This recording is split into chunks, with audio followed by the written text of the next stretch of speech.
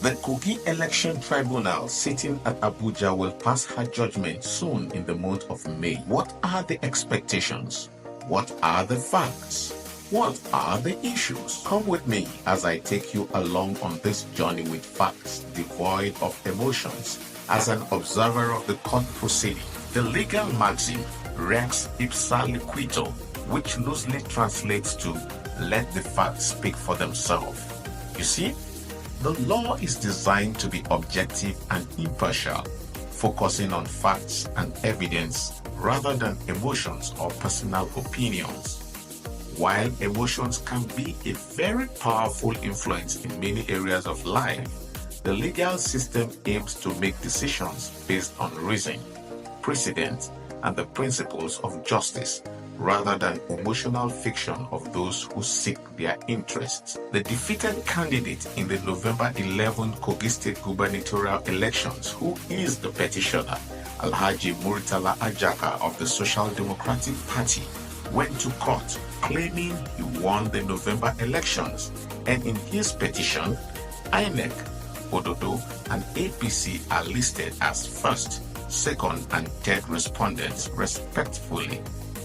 But on Monday, May 13, 2024, INEC, through her lawyer, Chief Kanu Agabi, raised the Kogi Governorship Election Petition Tribunal sitting in Abuja to dismiss the petition filed by the defeated Social Democratic Party and its candidate, Murtala Ajaka, against the victory of the APC and His Excellency, Governor Usman Ododo. Winners of elections in Nigeria are declared and pronounced by INEC, and INEC's counsel, Chief Kanu Agabi, in his submission stated that the petition by the SDP lacked merit and was incompetent. They argued that the appeal court had decided that if the grounds of a petition are inconsistent with one another and are not consistent with the reliefs, it should be struck out. INEC, through her counsel, argued that the evidence of the petitions were grossly insufficient, citing a Supreme Court decision in a case by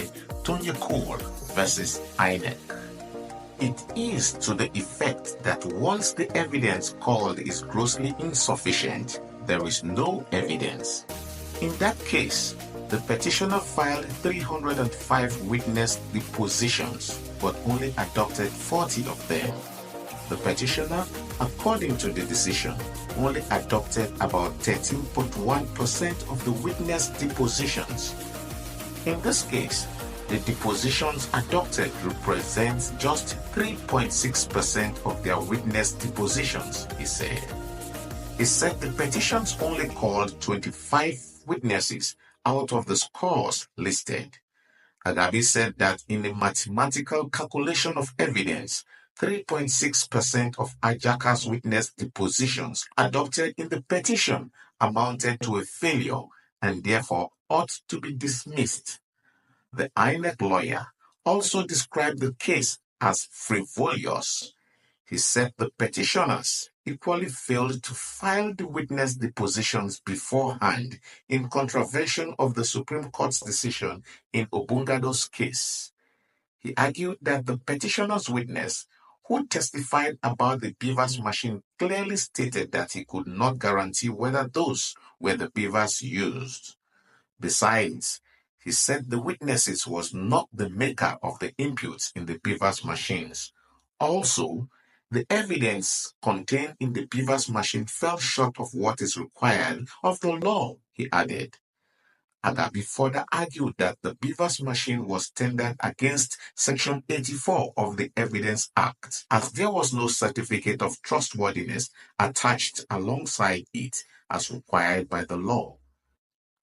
He argued that out of the 25 witnesses called by the petitioners, there was no single polling unit agent among them. In other words, not a single person who observed the election was called. Besides, the star witness could not distinguish between what he heard and what he saw when questions were put to him, he said. The star witness produced by Ajaka also confirmed during cross-examination by INEC and APC lawyers that he was not in Kogi State on the day of election, Noteworthy are the contradictory statements against their evidence depositions by most of the witnesses provided by the SDP. The petitioners brought several issues of forgery allegations, which by elementary law are pre-election matters. The question on the minds of right-thinking individuals is, how does the defeated SDP candidate, Alhaji Murtala Ajaka, intend to force the judges to declare him as the winner in an election where 3 senatorial districts are involved, with his major votes coming from only his senatorial district? One senatorial district. Everyone is aware the winner of the election, Governor Usman Ododo, won and got votes spread in all the 3 senatorial districts, showing acceptability by the people. And if we may ask, on a lighter note, why has the defeated SDP candidate, Alhaji Ajaka, not sacked his lawyer, Barrister Okutepa, who filed his petition late, outside the 21 days window stipulated by the law, which implies a glaring no-case petition because something cannot sit on nothing?